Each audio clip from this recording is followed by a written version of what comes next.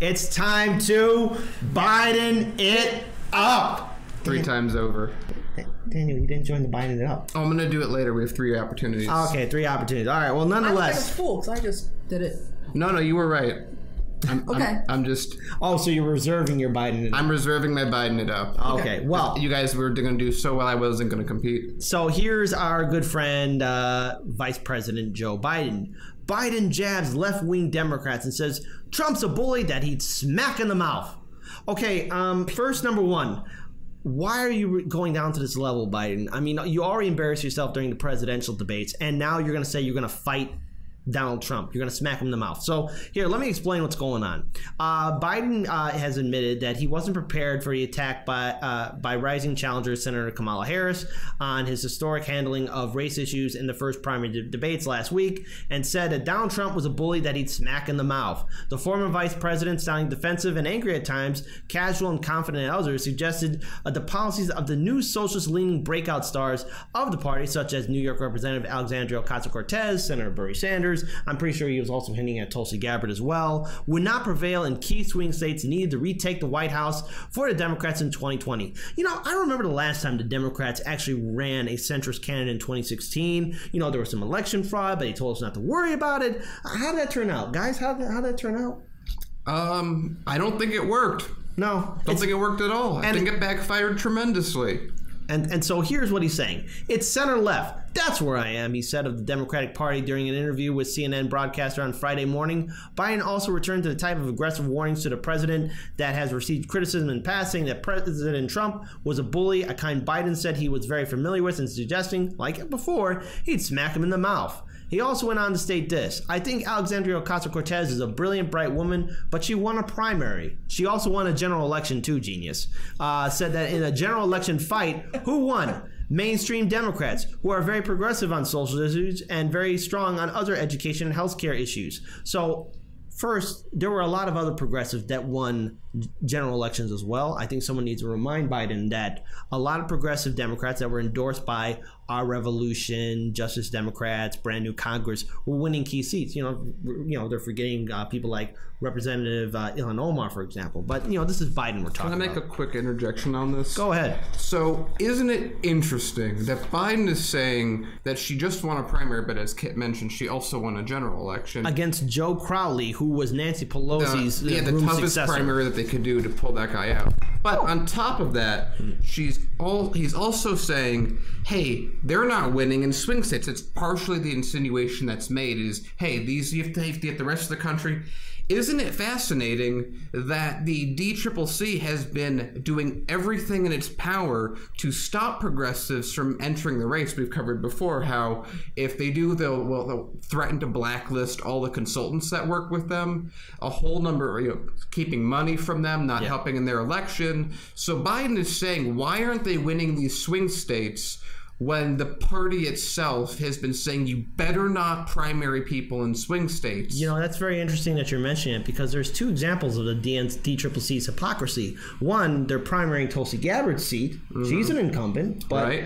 And number 2, the DCCC... They're primarying Ilhan Omar. Yeah, that is true too. And number 3, let's face it, the DCCC is still kind of quiet about our good friend Dan Lipinski, who is against LGBTQ rights as well as against women's rights. But, hey, the DCCC, you guys are center left. You guys know what you're doing, technically. Yeah, technically. Again, and this is, by Joe Biden's own definition, he's left wing of Obama, who has said in, for which interview it was, he said, hey, if I was around in the 80s, you would consider me a moderate Republican, just like Warren was. Because remember, a lot of these guys left the Republican Party to join the Democratic Party, not because they like the economic message of the Republicans, the core message of it, but they don't like the meanness of the Republican Party, so they flipped. Yeah, and so I just want to end this one final quote about Biden, because he says this: he's the bully, talking about Trump, that I've always stood up to, said Biden. He's the bully that used to make fun when I was a kid, that I stutter and I'd smack him in the mouth. Biden has been criticized by Republicans since 2016 for repeatedly saying of Trump that he wished he could take him behind the gym and beat the hell out of him. So this is the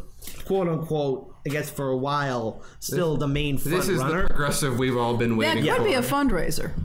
I don't even know. Oh yeah. So yes. I would pay. I mean, Yeah. even given my feelings about the current Democratic establishment, I would pay to see that. I agree.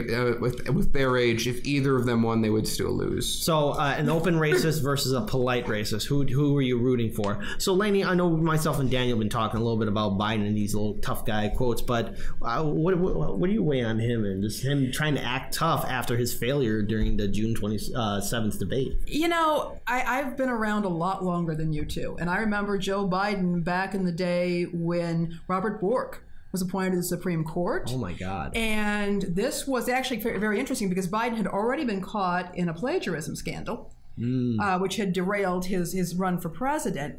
And when Robert Bork, the very conservative jurist that Ronald Reagan appointed to the Supreme Court, came up, people immediately jumped all over the fact that he was being grilled by Ted Kennedy, who had his own issues, as well as Joe Biden, who had been caught very recently in the plagiarism scandal. I've been watching Biden's career for a long time. I was very shocked. Well, actually, I wasn't that shocked when I learned that Barack Obama was going to select him as VP candidate because I knew this history. Everybody else was acting like, oh, okay. And I'm remembering, wait a minute, what's going on here? So I did figure that Obama was going with tried and true people, that they, were loyalists. And I can understand that given Obama's position. But, I do think that normally I'm not a fan of ageism. But I will say, and again with Bernie, I love him, but I'm a Tulsi supporter because I do get a little concerned with the presidency, given that role, about age. Yeah. And I do think that people are older, they're doing great, they can be incredibly healthy, but they're more fragile. Mm-hmm. And so I would kind of like to see some of these guys move on. There's plenty of good these folks could be doing. Yeah. And I think Biden could be good in some other areas, but I think...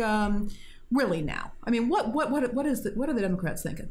Well, I think as we really look at, I think to a big degree, I think a lot of them still have their heads in the 1990s. They're still using strategies from the 1990s. It's to a large degree, it's almost as if they don't know the internet exists in their meta strategy, because a lot of their strategy still revolves around, oh yeah, it was on one interview on TV, no one will be able to replay it. And they're right. Dealing with that. They are a party that is inherently corrupt. 70 or 80% of the Democratic Party is corrupt, takes corporate PAC money. So from their point of view, Biden's great because businesses like him, donors like him. He has that triangulation strategy that Bill Clinton used is still active in their minds. He's avuncular. Well, there's another thing too we have to look at with somebody like Biden or DNC establishment, and that is they assume people will still fall in line because they're using their one last gambit. Trump's a threat. Trump's a danger. Trump's all of this. And he's also the president. Yeah. And he got him elected. He got elected. So clearly these strategies are not working, and he's in office. He's there. Well, according to Democrats, that's not true. It's Russia. That's whose fault it is. Our strategy is perfect. Mm-hmm. And again, they seem to forget that some of us in Gen X remember when Russia was the enemy, and that all of this lingo, all of these tropes are very old. Oh wow. I think I do better. We can do better. So now actually moving on to... I'm going to make a really quick point after Go this. ahead. It's also funny to watch Biden talk about applying violence when he tells Trump that it's terrible to apply violence. Well, Biden's a hypocrite. Well, of course he is. So, I mean, again, he's a plagiarist. He's a hypocrite. I'm not entirely unsympathetic, but in this... Yeah. Look, okay, here's the thing. Maybe how about this? We put Biden and Trump on a desert island, and whoever lives, we still leave him there. All right. Hard Lens Media would sponsor or produce that show, I think. Yeah, Trump and Biden. Yeah, the Adventures of Trump and Biden on Tropical Island. Yes, that's a show. Fox News. Oh no, Fox Entertainment. Reach out to me. Which is now Disney. Which is now Disney. Oh. Disney, we need you to do this for us. Disney, do I have a show for you?